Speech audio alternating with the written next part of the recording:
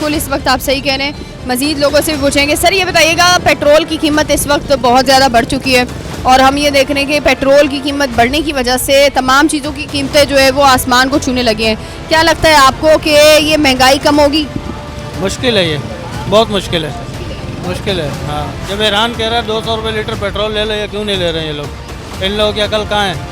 सियासतदान बने हुए हैं, इन लोगों को सियासतदान नहीं, 3 डब्बे वाले बनाओ।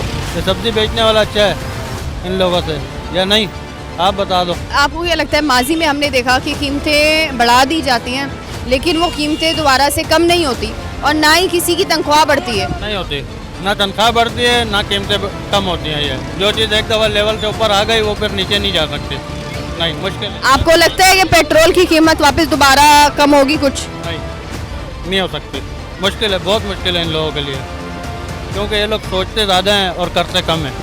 मामलात ऐसे हैं। और आपको ये लगता है कि इस वक्त जिस तरह का सिनेरियो बना हुआ है, पूरी पाकिस्तान का इस वक्त बना हुआ है, जो महंगाई इस वक्त हो गई है, तनख्वाहें बढ़ेंगी या हम इसी में ही मजबूर होकर गुजारा करने पे मजबूर? इसी के अंदर गुजारा करना पड़ेगा इंसान को। तनख्वाहें कहाँ बढ़ेंगी? खजाने के अंदर तो है ही नहीं कुछ, तो फिर कहाँ से निकाल के देंगे ये लोग, बताओ? गरीब आदमी जो है ना रगड़े में, बस बाकी अमीर मज़े में। बिल्कुल आप सही कह रहे हैं और ये तो एक सच में एक ऐसा सिनेरियो है कि बंदा इस पे क्या ही कहेगा कि आवाम जो है वो आप समझे कि रोने पर मजबूर हो गई है। बताइएगा, इस वक्त महंगाई जो पूरी दुनिया में हो गई है, पाकिस्तान की मैं बात करूं तो महंगाई का जिन बेकाबू हो गया और पेट्रोल की कीमत बढ़ने की वजह से हर चीज़ की कीमतें बढ़ रही हैं। आपको लगता है कि ये सिचुएशन इस वक्त नॉर्मल होगी कुछ? अभी तो कोई पता नहीं, इससे बढ़ सकती है, नॉर्मल तो नहीं हो सकती। हाँ, मज़ीद बढ़ सकती है। आपको ये लगता है? जी, पेट्रोल इतना बढ़ गया है, अभी ऐसे होगा तो गरीब का तो जीना माल है। बड़े लोग जो पैसे वाले उनका तो गुजारा हो जाएगा, गरीब जो दिहाड़ी कमाता है उसका क्या होगा? इतना पेट्रोल जाता है, मोटरसाइकिल पे जाता है, जहाँ 30 रुपये हम भरते थे अभी हम उधर 50 रुपये लेते हैं किराए का। दूध 240 तक पहुँच गया, ऐसे हर चीज़ बढ़ रही है। कोई भी चांस नहीं है कम होने का, ये बढ़ती जाएगी, कम नहीं होगी। कम नहीं होगी। अच्छा, आपको क्या लगता है कि इस वक्त जो है वो जिस तरह से महंगाई होती जा रही है, आपको लगता है तनख्वाहदार जो तबका है उसकी तनख्वाहें भी बढ़ेंगी या सिर्फ महंगाई होती जाएगी? उनकी कहाँ बढ़ेगी, वो उनकी तो उतनी रहेगी। हम खुद ही 35,000 पे तनख्वाह पे काम कर रहे हैं, उससे कहाँ बढ़ेगी?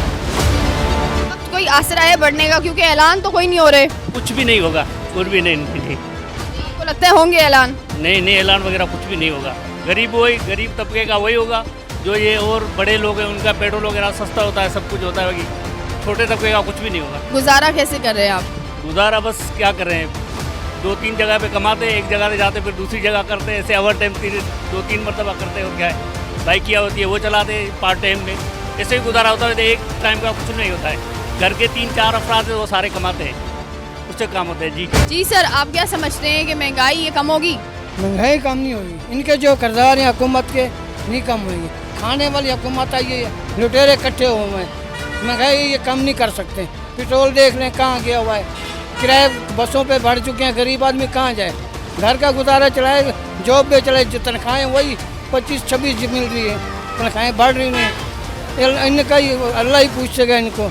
आप ये बताइए, आपको क्या लग रहा है कि इस वक्त जो तनख्वाहदार एक मजदूर है, तनख्वाहदार तबका है, क्या उनकी तनख्वाहों में इजाफा होगा? उन्हीं तो होगा। मैं खुद जॉब करता हूँ। कितनी तनख्वाह है आपकी? मेरी 25,000 तनख्वाह है, आज 5 साल हो गए, कोई इजाफा नहीं हुआ? कोई इजाफा नहीं हुआ। जब आप लगे थे तब भी 25,000 ही थी? अभी तक 25,000 है। तो आप गुजारा कैसे कर रहे हैं 25,000? दो जगह पे ड्यूटी करता हूँ जी। अभी आया हूँ, अभी 8 बजे और जगह पे जाऊँगा। 25,000 के घर का किराया है, बिजली का गैस, कभी लोग या घर का चलाना, बच्चों की फीसें, कहाँ जाए गरीब आदमी? बिल्कुल सही कह रहे हैं सर। आप क्या समझते हैं कि इस वक्त जो महंगाई इतनी ज़्यादा बढ़ रही है, आपको लगता है कि महंगाई कम होगी? मुश्किल है, बढ़ने के इम्कान है भाई, कम होने की बात नहीं। तो आपको लगता है कि तनख्वाहदार तबका जो है उनकी उजरत में इजाफा होगा, मजदूर की उजरत में इजाफा होगा या तनख्वाहें बढ़ेगी? होना चाहिए, क्योंकि गरीब की कमर टूट गई है ना। ये भीख मांग रहे हैं लोग, भीख मांग रहे हैं, अब क्या करेंगे? कईयों आबाद है 30-40 रुपये 50 रुपये ले रहे हैं, बंदा आए जाए 100 रुपये तो ये हो गए। वो दिहाड़ी क्या है 1000-1200।